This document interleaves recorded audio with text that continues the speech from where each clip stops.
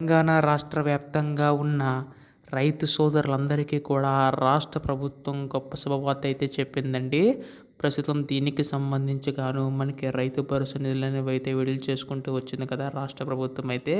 అయితే ఇప్పుడు చాలామందికి ఉండే సందేశం ఏంటంటే, ఈ యొక్క రైతు భరోసా పథకం సంబంధించి నిధులు అనేవి అయితే జమ కావట్లేదు అని చెప్పేసి అయితే అంటున్నారు.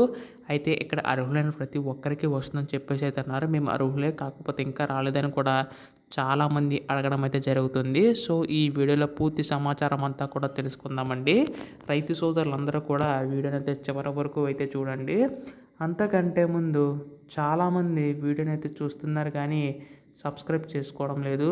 మీరు కనుక సబ్స్క్రైబ్ చేసుకుంటే తెలంగాణ రాష్ట్ర వ్యాప్తంగా ఉన్న రైతన్నలకు సంబంధించి పెట్టుబడి సాయం కింద ఈ యొక్క రైతు భరోసా పథకం సంబంధించి ఏ చిన్న అప్డేట్ వచ్చినా కానీ మీకైతే ముందుగా తెలియజేస్తానండి. అందుకోసం వెంటనే ఛానల్ అయితే సబ్స్క్రైబ్ చేసుకోండి. ఇంకా ఆలస్యం చేయకుండా వీడియోలోకి అయితే వెళ్ళిపోదాం. సో మనకి ఇక్కడ తెలంగాణ రాష్ట్ర వ్యాప్తంగా ఉన్న రైతు సోదరులందరికీ ఉపయోగపడేలాగా రాష్ట్ర ప్రభుత్వం మనకి ఈ యొక్క రైతు భరోసా పథకాన్ని తీసుకొచ్చింది కదండి. ఇందులో మనకి ముఖ్యంగా చూసుకున్నట్లయితే మనకి ప్రస్తుతం మొదటి విడత కింద 6,000 రూపాయలు అనేవి అయితే జమ చేసుకుంటూ రావడం అయితే జరిగిందనమాట రాష్ట్ర ప్రభుత్వం అయితే. అయితే ఇప్పుడు ఉండే సందేశం ఏంటంటే అందరికీ కూడా మేము అర్హులైనా కానీ మాకు ఇంకా ఈ యొక్క డబ్బులు పడలేదని చెప్పేసి అయితే అంటున్నారు. సో వాళ్ళు ఏం చేయాలని కూడా అడగడం అయితే జరుగుతుందన్నమాట. ప్రస్తుతం రాష్ట్ర వ్యాప్తంగా ఉన్న రైతు సోదరులందరికీ కూడా ఈ యొక్క నిధులు అనేవి అయితే కేటాయించి విడుదల చేయబోతుందండి.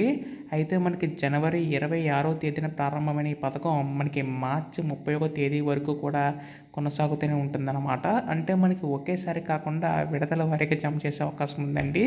అయితే మనకి నిధులు అనేవి అయితే ముందుగా మండలానికి ఒక్కొక్క గ్రామం చొప్పున అయితే విడుదల చేసుకుంటూ రావడం అయితే జరుగుతుందండి రాష్ట్ర ప్రభుత్వం అయితే. మొత్తంగా ఇప్పుడు ప్రస్తుతానికి 1,153 కోట్ల రూపాయలు అనేవి అయితే విడుదల చేసుకుంటూ వచ్చిందండి.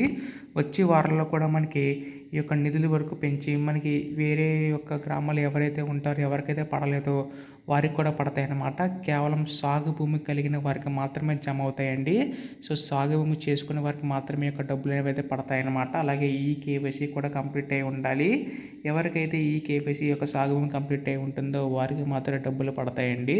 అంటే ఈ యొక్క మీ యొక్క bank account, Aadhaar card, phone number అన్నీ కూడా లింకప్ అయి ఉండాలన్నమాట. సో ఇవన్నీ కూడా అర్హులైన ప్రతి ఒక్కరికి కూడా ఉందండి రాష్ట్ర ప్రభుత్వం అయితే. అయితే మనకి రాళ్ళు, గుట్టలు, రప్పలు ఎవరికైతే ఉంటాయో వారికైతే రాదండి. రాష్ట్ర ప్రభుత్వం తేల్చైతే చెప్పేసింది అర్హులైన ప్రతి ఒక్కరికి కూడా అందుతాయి. కాకపోతే కాస్త సమయం అయితే పట్టనుంది. ఇది మనకు వచ్చిన తాజా సమాచారం అండి. ఇటువంటి లేటెస్ట్ అప్డేట్స్ అన్నీ కూడా మిస్ కాకుండా తెలుసుకోవాలనుకుంటే మాత్రం దయచేసి ఛానల్ అయితే సబ్స్క్రైబ్ చేసుకోండి. ధన్యవాదములు. జై హింద్.